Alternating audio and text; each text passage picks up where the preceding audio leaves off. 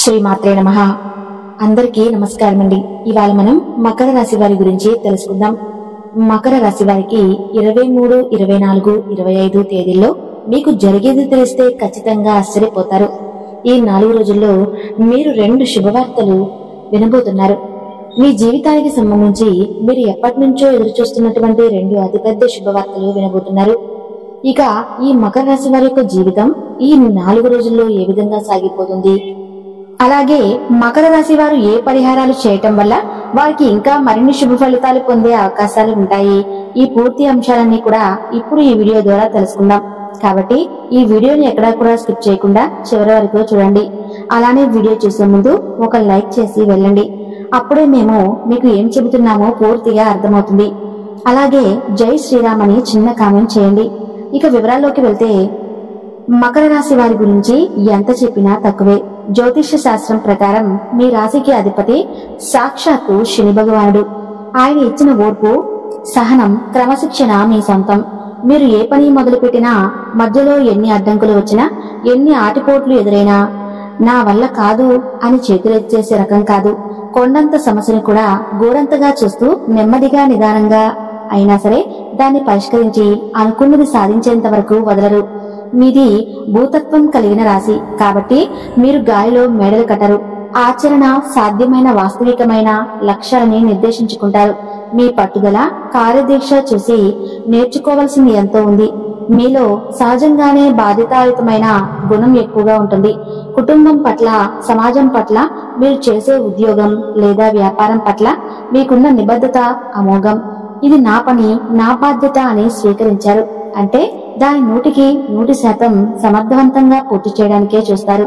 అందుకే మీ మీద నమ్మకం ఉంచి ఏ పని అప్పగించినా అది సక్రమంగా పూర్తవుతుందనే ధీమా అందరికీ ఉంటుంది. మీరు చాలా ఆర్గనైజ్ గా ఉంటారు. అంటే ప్రతిదీ ఒక పద్ధతి ప్రకారం ప్రణాళికాబద్ధంగా చేయాలని కోరుకుంటారు. ఈ లక్షణమే మిమ్మల్ని జీవితంలో ఉన్నత శిఖరాలకు చేర్చడంలో కీలక పాత్ర పోషిస్తుంది. కొంచెం సాంప్రదాయబద్ధంగా ఆచార వ్యవహారాలకు విలువ ఇచ్చే మనస్తత్వం కూడా మీలో కనిపిస్తుంది. చూడటానికి మీరు కొంచెం గంభీరంగా, ఎవరితోనూ పెద్దగా కలవని వారిలా అనిపించవచ్చు. మీ మనసులోని భావాలను అంత తేలిగా బయట పెట్టరు. కానీ మీతో పరిచయం పెరిగాక మీలోని స్నేహశీలత, ఆప్యాయత, అవసరంలో ఉన్న వారికి సహాయం చేయాలనే తపన బయటపడుతుంది. మీ నమ్మకాన్ని, మీకు చనువుగా ఉన్న వారికి మీరు జీవితాంతం తోడుగా నిలుస్తారు. కష్ట సుఖాల్లో పాలు పంచుకుంటారు. మీలో దాగి ఉన్న హాస్యశీలత కూడా సందర్భానుసారంగా బయటకు వచ్చి అందరినీ నవ్విస్తూ ఉంటుంది. మీరంత సులభంగా కుంగిపోరు. ఎంతటి ఒత్తిడినైనా తట్టుకుని నిలబడగల మానసిక స్థైర్యం మీ సొంతం. మీ అనుభవాల నుండి నేర్చుకున్న పాఠాలతో మీరు ఇచ్చే సలహాలు ఎంతో విలువై ఉంటాయి. మొత్తం మీద మకర రాశి వారు అంటేనే పట్టుదలకు, క్రమశిక్షణకు, బాధ్యతకు మారిపేరు. కొన్నిసార్లు ఫలితాలు ఆలస్యంగా రావచ్చు, లేదా మీరు ఎక్కువ కష్టపడాల్సి రావచ్చు. కానీ ఆ కష్టమే మిమ్మల్ని మరింత రాడ్డుగా చేస్తుంది. మీరు సాధించిన విజయానికి మరింత విలువను చేకూరుస్తుంది. సమాజంలో మీకంటూ ఒక ప్రత్యేకమైన గౌరవాన్ని, స్థానాన్ని సంపాదించుకోవాలనే తపన మీలో నిరంతరం ఉంటుంది. దాన్ని మీరు తప్పకుండా సాధిస్తారు. మీలాంటి దృఢ సంకల్పం, కార్యదీక్ష ఉన్నవారు ఏ రంగంలోనైనా రాణించగలరు అనడంలో ఎలాంటి సందేహమూ లేదు. మీ నిబద్ధత, ఓర్పు నిజంగా ప్రశంసనీయం. ఈ మకర రాశి వారిని చూస్తే ఎవరైనా లొంగిపోతారు. ఎందుకంటే వీరికి జింక పిల్ల వంటి ఆకర్షణ ఉంటుంది. వీరిని చూసి ముచ్చటపడి ఎవరైనా ఏ పనైనా చేసి పెడతారు. కొన్ని విషయాలలో చాలా నిదానంగా ఆలోచించి అడుగులు వేస్తారు. తొందరపాటు నిర్ణయాలు తీసుకోరు. అలాగే మకర రాశి వారు ఎవరికైనా ప్రతిఫలం ఆశించకుండా సహాయం చేయాలని భావిస్తూ ఉంటారు. అంతేకాదు ప్రతి విషయాన్ని స్వయంగా తెలుసుకుని తమకు తోచిన విధంగా చేస్తారు. ఎవరైనా సలహాలు ఇస్తే ఆ సలహాలు పాటిస్తారు. మకర రాశిలో జన్మించిన వారి జీవితం అంత కష్టార్జితం మీదే ఆధారపడి ఉంటుందని చెప్పవచ్చు. వీరికి 30 సంవత్సరాల వరకు ఆర్థిక సంపత్తి పెద్దగా ఉండదు. పేదరికాన్ని అనుభవిస్తారు. అయితే ఈ రాశిలో పుట్టిన కొంతమందికి ఆకస్మిక ధనయోగం కలుగుతుంది. వయసు దారిన కొద్దీ ఆర్థికంగా, సాంఘికంగా జీవితంలో స్థిరపడతారు. వీరికి స్థిరాస్తులు ఉంటాయి.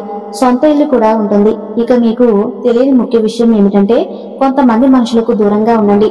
ఎందుకంటే ఇప్పుడున్న సమాజంలో ఒకరు బాగుపడితే ఇంకొకరు అస్సలు చూడలేరు. మీరు కష్టపడి పెరుగుతుంటే వారు మిమ్మల్ని చూడటం వల్ల నరదృష్టి అనేది మీ పైన ఎక్కువగా ఉంటుంది. కాబట్టి ఎంత కష్టపడతారో, ఏం తింటారో, ఎంత సంపాదించుకుంటారో, ఏం చేస్తారో ఈ విషయాలు ఎవరికీ చెప్పకండి. ఒకవేళ మీరు చెబితే దానివల్ల కొన్ని చిన్న చిన్న ఇబ్బందులు వస్తాయి. మీకు నరదృష్టి, నరఘోష తగులుతుంది. ఒకవేళ మీకు నరదృష్టి తగిలితే ఇలాంటి సమస్యలు వస్తాయి. ప్రశాంతంగా ఉండకపోవటం, మనసు చిరాకుగా ఉండటం, ఏ పని చేయాలనిపించకపోవటం, ఇలాంటి సమస్యలు వస్తాయి. కాబట్టి మీకు నరదృష్టి పూర్తిగా తొలగిపోవాలంటే శుక్రవారం, శనివారం రోజు ఉప్పుతో దిష్టి తీసుకుని బయటపడేయండి. దానివల్ల నరదృష్టి అనేది తొలగిపోతుంది. అలాగే మకర రాశి వారికి ముఖ్యమైన విషయం ఏమిటంటే పిహెచ్ అనే అక్షరంతో పేరున్న వారితో జాగ్రత్తగా ఉండండి. ఎందుకంటే వారి వల్ల కొన్ని ఇబ్బందులు వచ్చే అవకాశం ఉంటుంది. వారు మిమ్మల్ని కిందకు తొక్కాలని చూస్తున్నారు. వారు మీ ఇంట్లో వారు కాదు. మీ ముందు మంచిగా ఉంటారు, మీ వెనకాల మాత్రం చెడుగా ఉంటారు.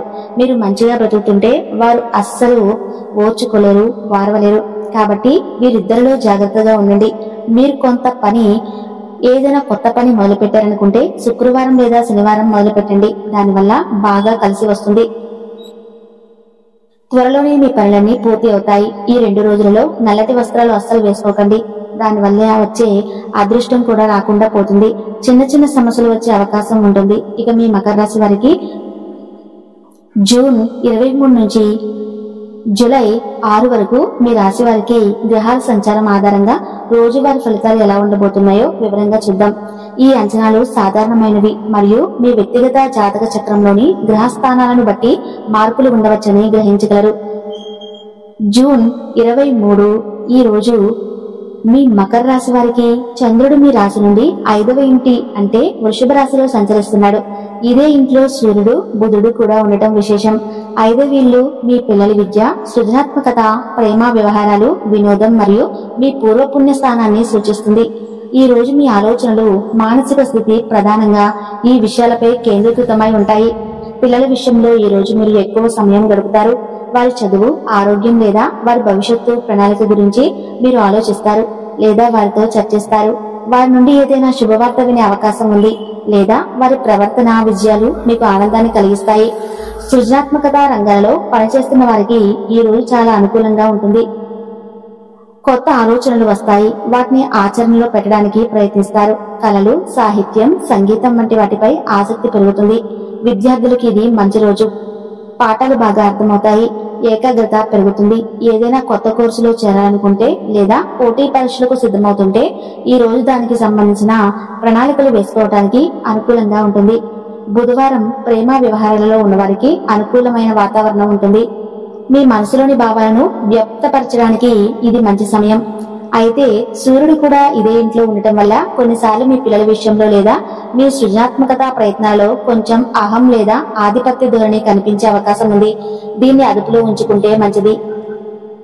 బుధుడు కూడా ఇక్కడే ఉండటం వల్ల మీ తెలివితేటల్లో వాక్చాతుర్యం బాగా పనిచేస్తాయి. ముఖ్యమైన చర్చలలో మీరు విజయం సాధిస్తారు. మీ రాశికి అధిపతి శని భగవానుడు. శని భగవానుడు కలిసి రావడంతో ఈ రాశికి 3వ ఇంట్లో అంటే మీనరాశిలో సంచరిస్తున్నాడు. ఇది మీ ధైర్య సాహసాలను, కమ్యూనికేషన్ నైపుణ్యాలను, తోబుట్టువులతో సంబంధాలను సూచిస్తుంది. మీరు చేపట్టే పనులలో మీ ప్రయత్నాలు ఫలిస్తాయి. ముఖ్యంగా శుక్రుడు ఇక్కడ ఉచ్చ స్థితిలో ఉండటం మీ రాశికి యోగకారకుడు అవటం వల్ల మీ ప్రయత్నాలకు అదృష్టం కూడా తోడవుతుంది. తోబుట్టువులతో సంబంధాలు మెరుగుపడతాయి. వారి నుండి సహాయ సహకారాలు అందవచ్చు. చిన్న ప్రయాణాలు చేసే అవకాశం ఉంది. కుజుడు మీ రాశికి 7వ ఇంట్లో కర్కాటక రాశిలో నీచ స్థానంలో ఉన్నాడు. ఇది మీ దాంపత్య జీవితం, భాగస్వామ్య వ్యవహారాలు, సామాజిక సంబంధాలను సూచిస్తుంది. మీ జీవిత భాగస్వామితో లేదా వ్యాపార భాగస్వాములతో వ్యవహరించేటప్పుడు కొంచెం ఓపిక, సహనం అవసరం. అనవసరమైన వాదనలకు, అపార్థాలకు లోనవ్వకుండా జాగ్రత్త వహించండి. మాట తీరు మృదువుగా ఉండటం మంచిది. గురువు మీ రాశికి 6వ ఇంట్లో మిథున రాశిలో సంచరిస్తున్నాడు. ఇది మీ ఉద్యోగం, ఆరోగ్యం, శత్రువులు, రుణాలను సూచిస్తుంది. ఉద్యోగంలో పని ఒత్తిడి కొంచెం ఎక్కువగా ఉండవచ్చు, కానీ మీరు దాన్ని సమర్థవంతంగా నిర్వహిస్తారు. మీ సేవలకు గుర్తింపు లభిస్తుంది. ఆరోగ్యం విషయంలో చిన్న చిన్న జాగ్రత్తలు తీసుకోవాలి. ఆహార విషయంలో నియంత్రణ పాటించడం మంచిది. ఏదైనా పాత రుణాలు ఉంటే వాటిని తీర్చడానికి ప్రయత్నాలు చేస్తారు. ఈ రోజు ధన లావాదేవీల విషయంలో కుటుంబ సభ్యులతో మాట్లాడేటప్పుడు జాగ్రత్త అవసరం. అనవసర ఖర్చులు పెరిగే అవకాశం ఉంది. ఆధ్యాత్మిక విషయాలపై ఆసక్తి పెరుగుతుంది. మొత్తం మీద ఈ రోజు మీకు మానసికంగా సంతృప్తికరంగా, సృజనాత్మకంగా ఉంటుంది. జూన్ 23 వృషభ రాశి నుండి మిథున రాశిలోకి ప్రవేశిస్తాడు. అంటే మీ రాశికి 6వ ఇంట్లోకి వస్తాడు. ఇదే ఇంట్లో గురువు కూడా సంచరిస్తున్నాడు. 6వ ఇల్లు మీ ఉద్యోగం, రోజువారీ పనులు, ఆరోగ్యం, పోటీలు, రుణాలు మరియు శత్రువులను సూచిస్తుంది. కాబట్టి ఈ రోజు మీ దృష్టి ఎక్కువగా ఈ అంశాలపై ఉంటుంది. ఉద్యోగస్తులకు ఇది చురుకైన రోజు. మీ రోజువారీ పనులలో నిమగ్నమై ఉంటారు. కొత్త బాధ్యతల మీద పడవచ్చు లేదా పాత పనులను పూర్తి చేయడంలో తీరిక లేకుండా గడుపుతారు.